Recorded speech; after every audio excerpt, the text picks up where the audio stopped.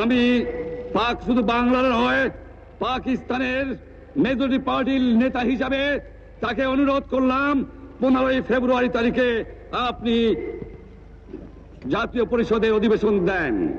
তিনি আমার কথা রাখলেন না, তিনি রাখলেন ভুট্টো সাহেবের কথা।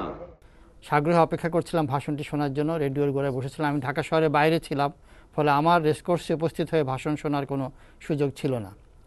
কিন্তু হঠাৎ করে দেখা গেল রেডিওতে সেই ভাষণটি প্রচারিত হচ্ছে না। সরকারি নির্দেশে সেই ভাষণটি সেদিন প্রচার বন্ধ হয়ে গেছিল। পরে রেডিওর কর্মকর্তা কর্মচারীদের আপত্তির মুখে, তাদের আন্দোলনের কর্মসূচির মুখে পরে আবার পরের দিন সেটা প্রচার করা হয়।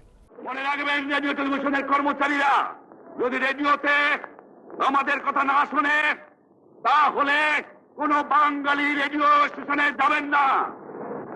যদি টেলিভিশন আমাদের নিউজ না দেয়, কোন বাঙালি টেলিভিশনে যাবেন না। এবং বঙ্গবন্ধু তার ভাষণের মধ্য দিয়ে একটা বার্তা দিয়েছেন। সেই বার্তাটিকে দেশের সাধারণ মানুষ সঠিক অর্থেই গ্রহণ করেছিল এবং পাকিস্তানি শাসকরাও তারা এই বার্তাটিকে বুঝে নিয়েছিল।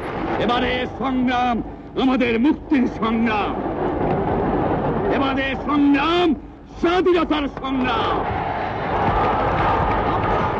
আমার 25 তারিখে অ্যাসেম্বলি কল করেছে, রক্তের দাগ শুকায় নাই। আমি 10 তারিখে বলে দিয়েছি যে ওই শহীদের রক্তের উপর দিয়ে পাড়া দিয়ে আরটিসিতে মুজিবুর রহমান যোগদান করতে পারে না। হয়তো আজকে সময়ের ব্যবধানে দাঁড়িয়ে আমরা অনেক কথা বলতে পারি যে কেন তিনি সেদিন সরাসরি স্বাধীনতা ঘোষণা করলেন না। কেউ এমনও লিখেছেন কেন তিনি রেসকোর্স থেকে সেদিন হাজার হাজার মানুষ নিয়ে ক্যান্টনমেন্ট অবরোধ করলেন না। এগুলো আসলে বলা যায়, কিন্তু ওই জায়গায় দাঁড়িয়ে দেশের সংখ্যাগরিষ্ঠ মানুষের নেতা হিসাবে, নির্বাচিত নেতা হিসাবে ওই জায়গায় দাঁড়িয়ে ওই দায়িত্ব নিয়ে তিনি যা করেছিলেন, অন্য কোনো বিকল্প আসলে ছিল না। আর যদি একটা গুলি চলে, আর যদি আমার লোকের উপর হত্যা করা হয়, তোমাদের উপর কাছে আমার অনুরোধ রইল, প্রত্যেক ঘরে ঘরে দুর্গ গড়ে তোলো। তোমাদের যা কিছু আছে তাই নিয়ে শত্রুর মোকাবেলা করতে হবে